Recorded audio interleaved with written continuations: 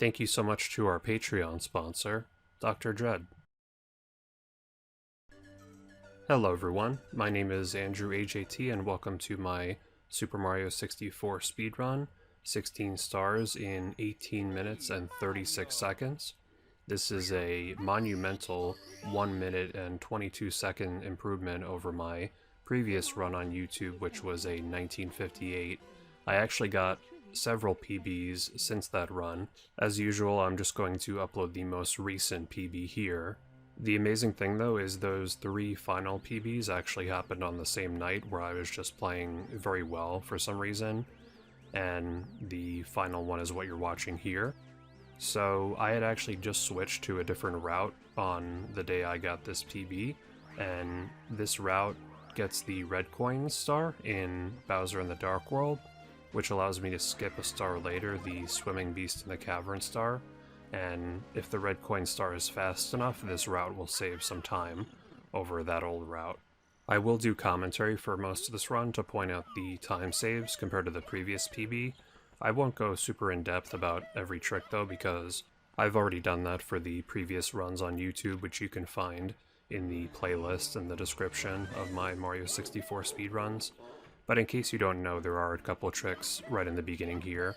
I did a precise long jump on the bridge outside the castle to skip having to talk to Lakitu, which saves around 8 seconds, and there's another trick with the Bob Bomb here to clip through the gate, and this saves around 12 seconds, and both of them went well in this run.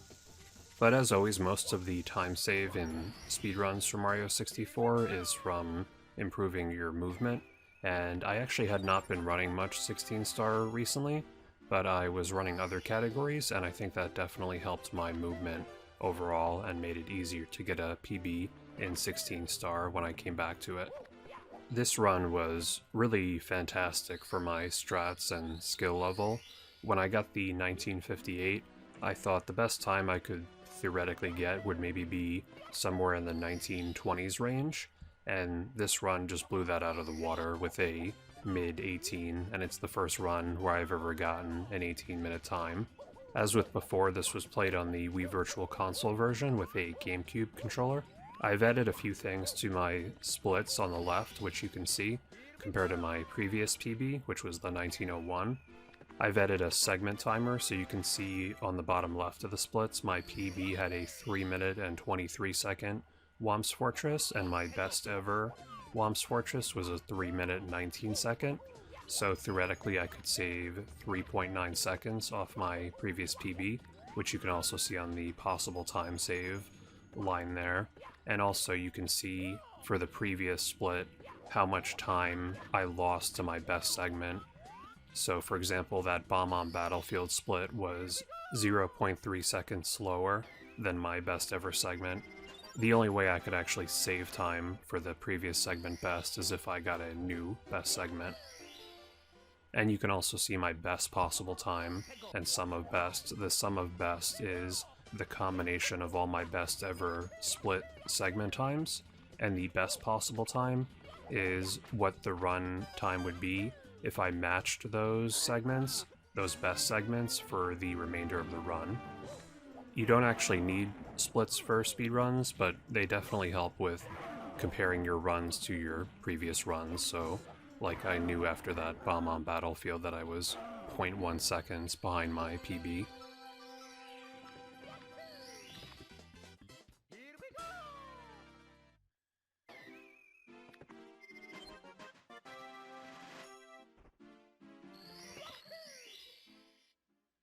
One small change is now I like to long jump to this tree instead of regular jumping to it for certain stars. For the Owl Star and Wild Blue Star, I still like to do a regular jump just because you need the height for it. But this was really fast, this star. Also, I do a side flip here, so I can just do a rollout right into the star instead of a backflip.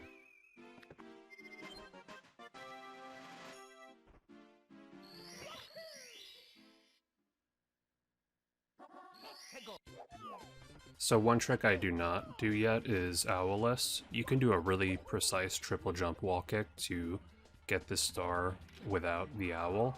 It actually only saves just a few seconds though. Using the owl is actually fairly quick because he takes you right to the star. The only thing that really loses time is having to activate the owl in the brief dialogue. So that was a gold segment for my Womp's Fortress, which is the best time I've ever had for it. And as you can see on the previous segment best, I saved 1.2 seconds over my best ever Womp's Fortress, so it's a new best segment. That also permanently lowers the sum of best and also lowers the best possible time for the remainder of the run.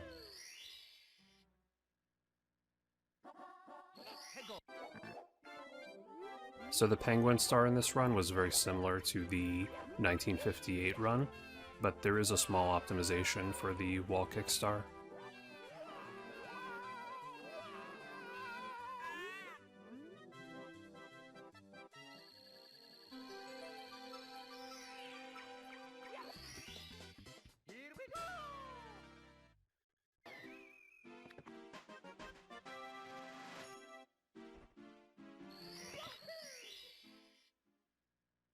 So previously I would make 2 jumps to get down the mountain, and I would land on this snowy area in between. Now I make it down in 1 jump and use a mid-air kick there to ensure I'm landing on the ledge there. And then same wall kicks, and very nice. That saves around 3 to 4 seconds over the previous strat I did. And now for one of the bigger changes in the run, Bowser in the Dark World with the red coins. So the red coins actually went good in this run, not great. There wasn't really any mistakes, but they definitely could have been faster. The time added for the red coin star in this run probably only made me break even or so, compared to if I had gotten that Swimming Beast in the Cavern star in HMC. But like I've said before, in the long run, if you get these red coins very quickly, it does save time. So breaking even is not too bad because I know that I can do even better in the future. If I have a really good Bowser in the Dark World red coins, I could probably save around 6 seconds compared to getting the extra star in HMC. And as I've said before, the reason these are theoretically faster is because you already have to complete this stage anyway, and getting an extra star in another stage means that you'll have to re-enter and exit the stage, so those screen transitions can waste some time, and we can skip them by getting the red coin star here, since we're already in the stage. So this segment is a bit scary. Precise long jump to this ledge, wall kicks up here, and then we're gonna dive to a seam on the right here to get this last red coin. Pretty easy to fall off there. And there we go, there's the new star, the red coins.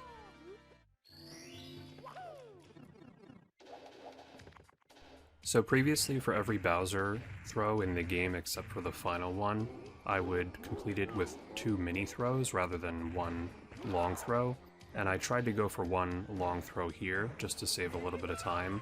I actually missed it, but it's not a big deal because we can still do the double throw strat. As long as Bowser doesn't actually fall off the stage, it only wastes around 2 to 3 seconds, so small time loss there, but not a big deal. This was my first day actually going for the 1 throw strat on this Bowser, so not surprised that I missed it there. But overall, that Bowser in the Dark World, if you combine the red coins and Bowser fight, I could probably save around 7 seconds. In fact, that's what I could save based on my current sum of best, but overall that was still a pretty decent split. The previous segment best says I only lost 3.4 seconds off my best ever, but I actually improved my best ever Dark World segment time after this run, so that's why I could save theoretically more time now. But the 7 seconds I lost there was actually the biggest time loss of the run for one split, and for my first day going back to getting the red coins, it was very good. I have actually done the red coin star a lot in other categories though, so that really helped overall with adding that star to this category.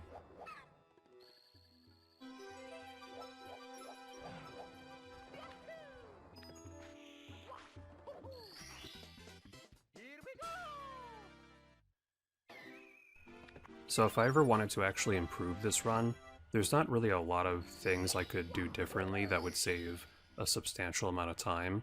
It's really more about very small time saves. Like for example, it's possible to skip this last jump dive here and get more momentum sliding off that slope to get this star. That would save about 1 to 2 seconds and add more difficulty. And there's a lot of examples of that throughout this run where I could do things that would be less consistent but save small amounts of time that does add up. But for the strats that I'm going for in this run, they went really well. And of course I could continue to improve my movement overall to save more time. I did actually attempt a different strat for this star where you can avoid getting burned by the lava by taking a different route to the puzzle, but I messed it up and got hit by the lava and it only wasted around a second or so. Maybe 2 seconds. I did also forget to split for Shifting Sandland. That was a 10:18.3. So the nice thing about getting the red coin star for Dark Worlds is Toad will be here right away, because you need 12 stars to spawn Toad, and if you don't get the Dark World red coins and you get an extra star from HMC instead, you'll only enter the room with 11 stars, but with 12 stars we can talk to Toad right away, which might save a small amount of time. Also a new strat here, doing a double jump wall kick here instead of defeating the scuttlebug and doing a side flip. So that's a good example of one of those small strats that could save time and are a bit more difficult. With the double jump wall kick, it's a bit tricky to get the angle for it compared to the side flip, but probably saves around 1 to 2 seconds. So I'm already doing a lot of those small time saves in this run. There just could be even more of them. This went well. You can get unlucky and get hit by a boulder, but it didn't happen here. And another best segment, although that one could be optimized even more because this was my first day doing Hazy Maze Cave without the swimming beast in the cavern star. So time for Mips clip, and this went very well. The only mistake here was accidentally running past Mips here when trying to grab him. But not a big deal. The real important part here is getting through this door quickly. I just move towards the door until Mips' shadow is disappeared, and then press B, hold down Z, crawl around, re-grab him, and jump through the door by holding down and pressing A.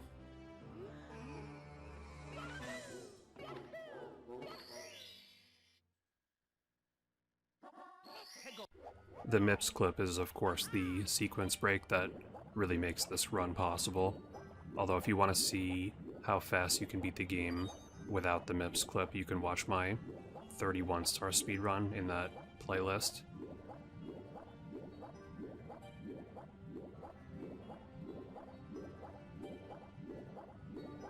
So really good swimming here, just like last run. A really nice mechanic about this game is you can double jump onto a slope and then still triple jump for some reason, as I do here. Normally you can't really jump too much when you're trying to get up slopes, but for some reason if you double jump onto a slope, the game will still let you do your triple jump, which is odd because if you do a single jump onto a slope, it won't let you double jump. There's another video in my Mario 64 playlist as well called Mario 3D All-Stars Tips and Tricks, and I go over some of the advanced techniques in all three games. So for Bowser and the Fire Sea, it's difficult to optimize it because the main segment here is based on cycles, and unless you're really fast, you're pretty much going to get the same cycle every time. So these little mistakes here don't actually matter because I still have to wait for this platform to go up. It's possible to get an earlier cycle, but it's quite difficult. I think it would save around 5 seconds. I did actually learn a small 2 or 3 second time save though after this run. You can actually long jump on that edge on the side of the stage near the lava to skip having to go through the whole section with the rising platforms and poles and all that.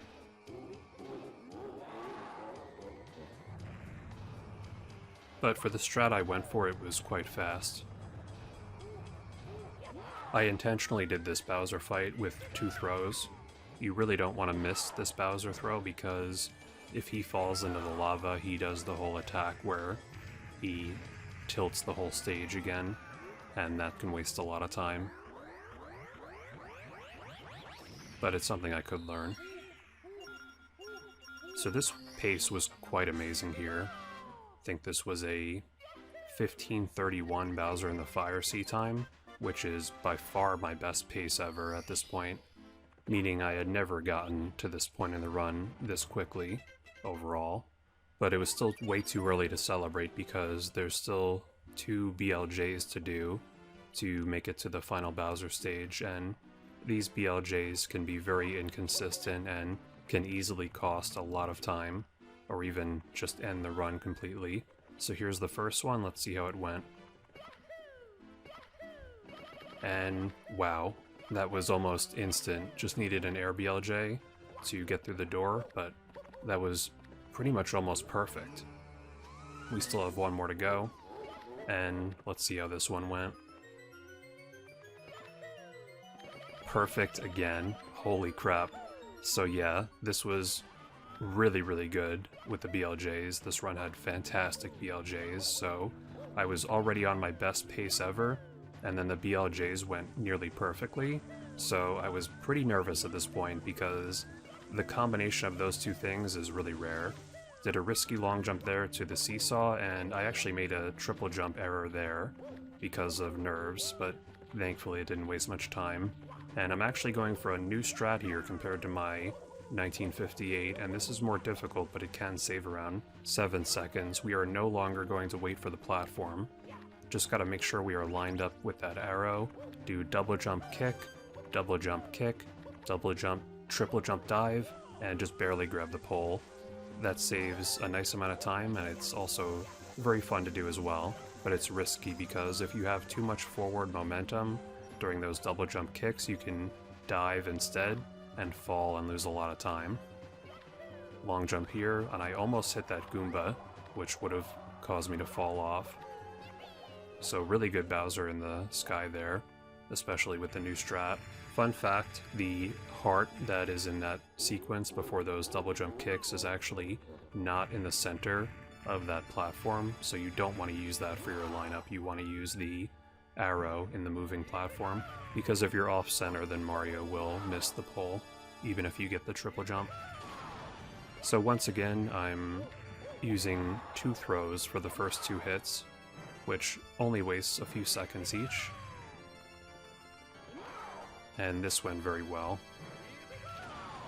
But again, the final throw is when the stage collapses, so the mini throws strat is not as viable. So I have to get a more difficult throw here. And I got it first try, perfect. Holy crap, this was quite the run. I was so amazed at my time here. I did not think this was possible. When I got the 1901, I thought maybe I could get an 1855, and randomly, boom, 1836, with a 10-second best segment as well for Bowser in the Sky. This was quite the amazing run, and I'm really happy with it. It's really amazing when you accomplish something that you did not even think you were capable of, and that's the only way I could describe this run. So yeah, this is a really good time, really good run. Definitely improvable. I'm not sure if I will improve it, we'll just have to see. My current sum of best segments is 1815. There is a very difficult route that uses a trick called Lobby BLJ, which can save like 20 to 30 seconds, but again, it's much more difficult, so not sure if I want to do that. And I've been enjoying other categories as well, so I'll probably do some more of those. But yeah, I'm just super happy with this run, and I hope you guys enjoyed my commentary. Again, if you want to see more of my Mario 64 speedruns and videos, you can check out the playlist in the end screen and description.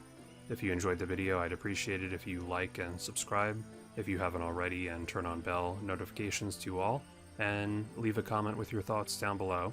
Thank you all so much for watching, and I'll see you all next time.